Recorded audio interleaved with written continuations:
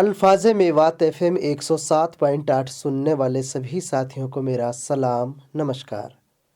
साथियों, मैं हूं आपका दोस्त आबिद हुसैन और अब वक्त हो गया है आपके मनपसंद कार्यक्रम मौसम और हम का। साथियों, ये मौसम और हम की 7वीं कड़ी है। आज इसमें हम जानेंगे कि मृदा प्रदूषण यानी कि मिट्टी प्रदूषित कैसे होती है और इसको कैसे बचाया जा सकता है।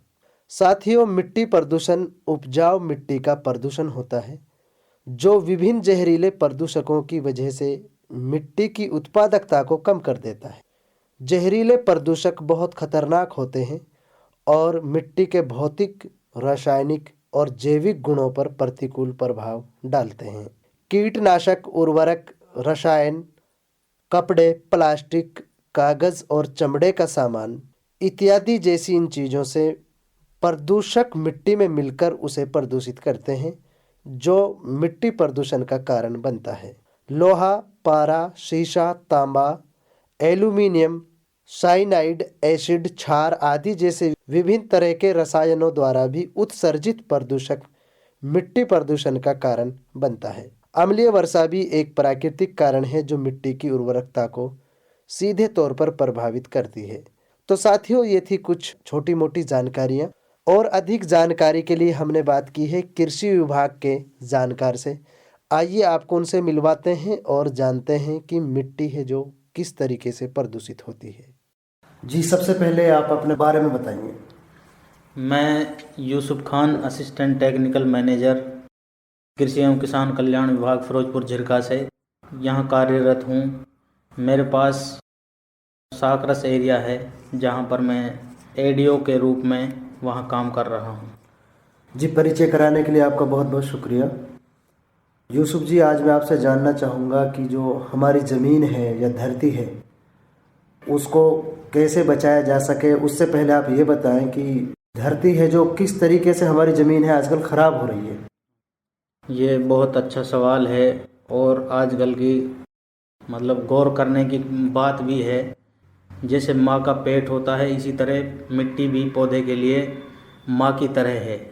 अगर हम मिट्टी का ख्याल नहीं रखेंगे, इसकी सेहत का ख्याल नहीं रखेंगे, तो जो हम खाद पान खा रहे हैं वो आने वाले टाइम में ये हमारे लिए एक बड़ी समस्या बनने वाली है।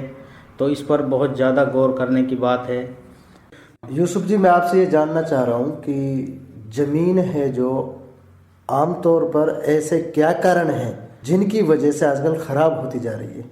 ये कारण यही है जी, यूरिया का इस्तेमाल अंधाधुंध रूप से हो रहा है। डीएपी का, पोटास का, ये जो कीटनाशक दवाइयाँ हैं ये हमारी मिट्टी में जब अंधाधुंध तरीके से डल रही हैं तो इसकी वजह से हमारी मिट्टी में एक खारपन पैदा हो रही है। साल्ट की मात्रा ज़्यादा होती जा रही है, जिसकी वजह से क्या है कि ऊपर की परत पर नमक सा पैदा हो रहा है, जिसकी वजह से मिट्टी हमारी बंजर होती जा रही है। क्योंकि हम मिट्टी में केवल ये देख रहे हैं कि पौधे को क्या ज़रूरत है, पौधे को जो चाहिए वही दे रहे हैं, ना कि हम मिट्टी की नहीं सोच रहे कि मिट्टी को किस चीज़ की ज़रूरत है, किस तरह से ये मिट्टी सही रहेगी, किस तरीके से यहाँ पर जो हमारे जीवाणु हैं उसमें मिट्टी में जो हमारे मिट्टी के लिए बहुत ज़्यादा फ़ायदेमंद होते हैं, जिनको कहते हैं हम मित्र कीट। अगर ये मित्र कीट जब तक मिट्टी में रहेंगे तो हमारी मिट्टी स्वस्थ रहेगी। अगर ये मित्र कीट मर जाएंगे, हानिकारक जो कीट हैं हमारी फसल के लिए, वो उनकी पैदावार बढ़ जाएगी, जिसकी वजह से क्या होगा, एक इकोलॉजिकल बैलेंस है जो वो बिगड़ जाएगा। और यूसुफ जी, जैसा आपने बताया है कि यूरिया है, डीएपी है, कीटनाशक है, इसके अलावा और कोई भी कारण है जिससे ज़मीन है जो ख़राब होती है? हाँ जी, इसके अलावा हम देखो एक फसल अवशेष को जो जला रहे हैं आजकल, पराली जलाते हैं या फसल के किसी भी अवशेष को हम उसमें खेत में जला देते हैं, तो उससे क्या होता है कि मिट्टी का तापमान या फिर मिट्टी में जो पोषक तत्व या फिर मिट्टी में जो जीवाणु अभी बताया ना, मित्र कीट, जो मित्र कीट होते हैं वो बहुत ज़्यादा इम्पोर्टेंट हैं, वो हमारे सारे मर जाते हैं। जिसकी वजह से मिट्टी क्या है, हार्ड हो जाती है और मिट्टी भुरभुरी नहीं रहती, पानी जल्दी जल्दी मांगती है। तो एक हमारा ये है कि पॉलीथीन है, पॉलीथीन का इस्तेमाल कर रहे हैं। ये जब मिट्टी में को ये जल्दी से सड़ती गलती नहीं है, इसको कम से कम 20 साल लग जाती है पॉलीथीन को सड़ने के लिए। हाँ, तो जिसकी वजह से क्या होता है कि मिट्टी का जो इन्फिल्ट्रेशन रेट है वो ख़त्म हो जाता है जी। और मिट्टी है जो वो पानी लेना बंद कर देती। जब पानी नहीं जाएगा तो मिट्टी फिर वो खराब हो ही जाती है, नहीं पोषक तत्व वगैरह हैं जो उसमें पौधे भी नहीं उग पाते। ये कारण है।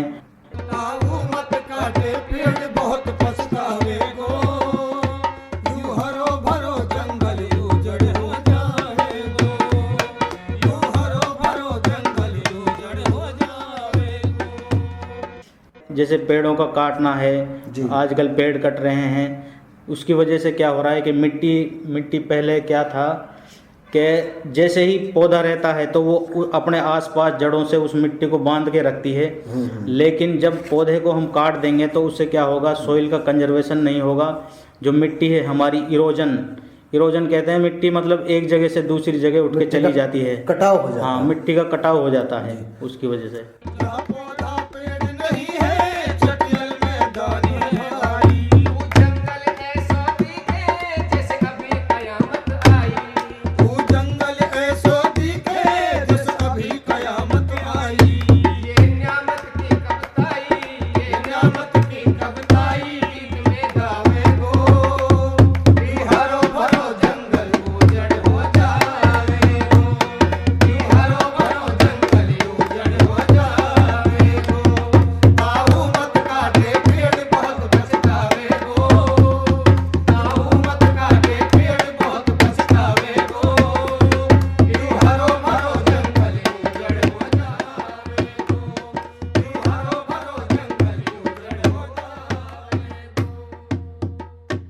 तो यूसुफ जी, ये हमने चर्चा की थी अब तक कि जो हमारी ज़मीन है किन किन कारणों से ख़राब हो रही है। हाँ जी। और आगे आप श्रोताओं को ये बताएं कि ऐसा क्या समाधान है या ऐसी कौन सी तकनीकी अपना सकते हैं कि जो हमारी ज़मीन है, हमारे जो खेत हैं वो सेफ रहें और उनमें हम पैदावार अच्छी ले सकें। इसके लिए सबसे पहले क्या करें, हम अपनी मिट्टी की जांच करवाएं, मिट्टी का सॉइल हेल्थ कार्ड बनवाएं, जिससे कि मिट्टी का पता लग जाता है कि किन पोषक तत्वों की कितनी मात्रा की ज़रूरत है। उसी तरीके से जब हम खाद डालेंगे, अंधाधुंध खाद नहीं डालेंगे तो उसे एक मतलब ये एक तरीका है मिट्टी के बचाने का। दूसरा तरीका है हमारी जैविक खेती अपनाकर। जैविक खेती कैसे अपनाएं हम? सबसे पहले क्या है कि इसमें जैविक खाद का इस्तेमाल करें, ना कि इन केमिकल्स का, पेस्टिसाइड वगैरह हैं जो, इनकी जगह हम बायो पेस्टिसाइड इस्तेमाल करें। यूरिया डीएपी की जगह हम गोबर का खाद, बढ़िया गोबर का खाद जो अच्छी तरह से तैयार हुआ हो और बायोगैस से निकला हुआ खाद हो, वर्मी कंपोस्ट का खाद हो, केंचुए का।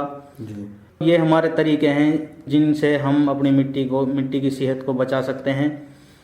अच्छा यूसुफ जी, मेरा एक सवाल ये है कि आपने कहा कि अभी कि गोबर की खाद, हाँ जी, आमतौर पर हम मेवात में देखते हैं कि जैसे ही घर पे जो गोबर है और उसको डायरेक्ट खेत में डाल दिया जाता है। हाँ जी। क्या वो अच्छी खाद है? ना जी, क्या है कि इसमें नाइट्रोजन होता है जी। इसमें तत्व तो और भी होते हैं, लेकिन नाइट्रोजन जो है वो नाइट्रोजन क्या होता है कि जब पानी और हवा या फिर धूप के कांटेक्ट में आता है तो उसका नाइट्रोजन उड़ जाता है। अच्छा। हम क्या करते हैं, मेवात में कूड़ी को हम रास्ते के सहारे या फिर पेड़ के नीचे ऐसे ही फेंक देते हैं गोबर को, और कुछ दिन बाद उसको हम खेत में डाल जाते हैं। जी। इससे क्या होता है कि ये हमारा खाद नहीं है जी। ये बिल्कुल हम बहुत गलत हैं कि हम खाद डाल रहे हैं खेत में। ये हम खाद नहीं डाल रहे, ये हम खरपतवार को बढ़ावा दे रहे हैं और हम बस कूड़ा डाल रहे हैं, जिसकी वजह से क्या हो रहा है कि हमारे खेतों में दीमक की जो प्रॉब्लम है वो बहुत ज़्यादा आ रही है। तो अच्छी खाद कैसे तैयार की जा सकती है फिर? तो इसके लिए एक तरीका है कि हम एक गड्ढा बनाएं, एक गड्ढा खोद लें 5 फुट या 6 फुट गहरा गड्ढा खोदकर 5 बाई 8 का, मतलब अपने हिसाब से जिस साइज की कूड़ी है वो गड्ढा खोदकर हम उसमें डालें उस गोबर को। उसमें पॉलीथीन बिल्कुल नहीं डालें। सारा कूड़ा जितना भी अपने अवशेष हैं घर में सब्जियों के वो सारे उसमें डालें। क्या होगा, जब वो आपकी कूड़ी वो गड्ढा भर जाएगा तो उसके भरने के बाद आप काली पॉलीथीन बिछा देंगे उस पर। काली पॉलीथीन बिछाने के बाद एक 50 या 60 दिन के बाद जी। जब आप देखोगे तो उसमें एक काला खाद मिलेगा आपको अंदर, जिसको हम गरा खाद हाँ, जिसको गरा हुआ खाद कहते हैं। वो बेस्ट क्वालिटी का खाद होगा जिसको हम अपने खेत में इस्तेमाल कर सकते हैं, जिससे हम अपनी मिट्टी की जो इन खादों की वजह से, यूरिया डीएपी की वजह से ख़राब हो रही है, उसको सुधार सकते हैं। यही हमारे उपाय हैं जिनकी वजह से, जिससे कि हम अपने खेत की मिट्टी को बचा सकते हैं इस बंजर होने से। यूसुफ जी, आपने हमारे साथ बात की और इसके लिए आपका बहुत बहुत शुक्रिया। धन्यवाद जी।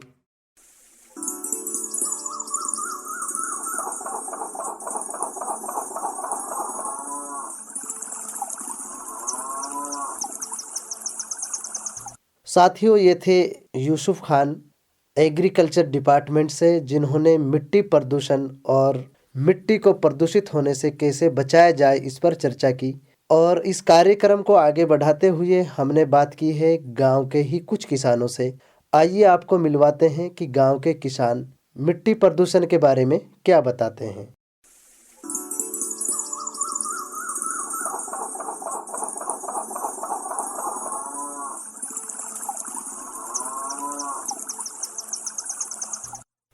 नाम है सरफराज भाई, गांव सूखपुरी।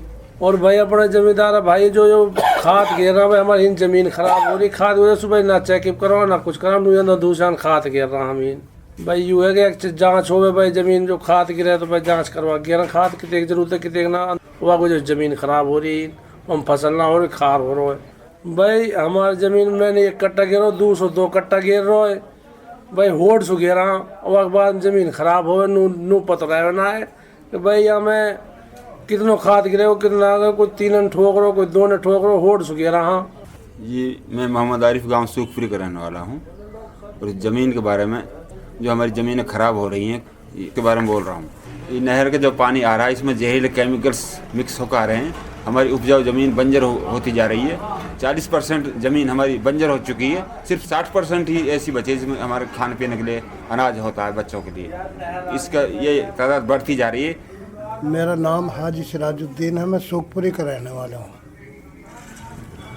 मैं करीबन 75 साल की उम्र हो गई। हमारा तजर्बा है कि हमारी ज़मीन जो है बहुत उपजाऊ थी लेकिन अब ख़राब होती चली जा रही है।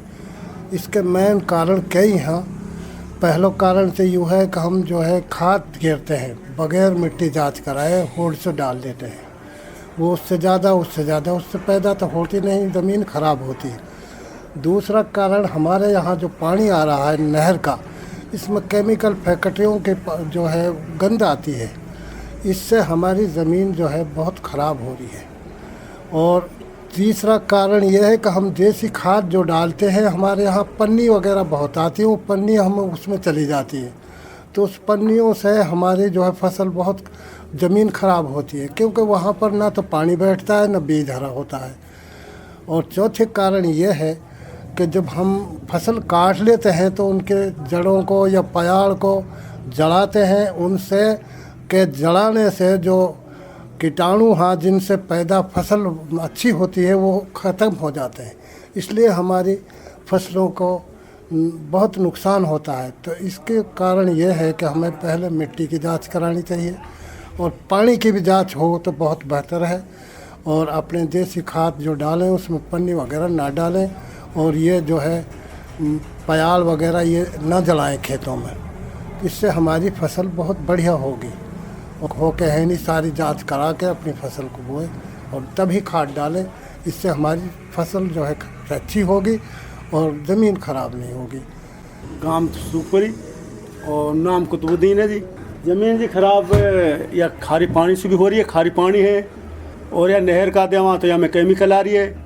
ऐसे ये खाद वात गिर रहे हैं तो या इशू मतलब ज़मीन बहुत कुछ ख़राबी चल रही है। ये हमारे एक हू का गांव है, वहाँ में बहुत ज़्यादा ज़मीन ख़राब हो चुकी है। वहाँ में भैया पानी से हुई है, और खारी वैसे देवा तो नहर का पानी देवा तो ये भी मतलब केमिकल आ रही है हमें, या इशू ख़राब हो रही है। देसी खाद तो बढ़िया है जी, वैसे अब अंग्रेजी से तो ये ख़राब हो रही है।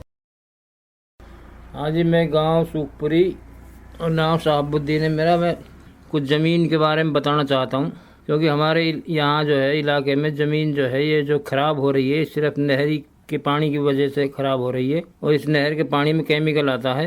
फैक्ट्रियों में गंदा पानी आता है, खारा पानी आता है, मतलब इससे हमारी ज़मीन की जो वो है इसमें खार बन रहा है, ज़मीन में ज़मीन ख़राब हो रही है, फसल कम हो रही है।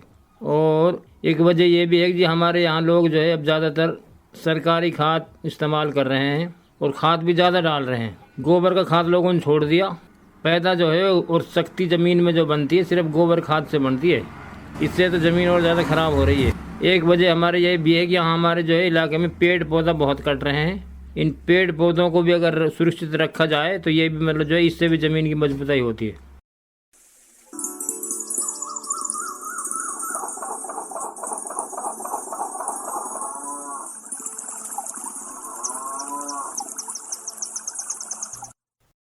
साथियों, अभी सुना आपने ये कार्यक्रम जिसमें हमने बात की कि मिट्टी किस तरीके से प्रदूषित होती है और मिट्टी प्रदूषण को किस तरीके से रोका जा सकता है। तो साथियों, आप हमें जरूर बताएं कि आपको ये कार्यक्रम कैसा लगा और मिट्टी प्रदूषण के कारण और मिट्टी प्रदूषण को रोकने के क्या क्या कदम हो सकते हैं। आप भी हमारे साथ अपने विचार जरूर साझा करें।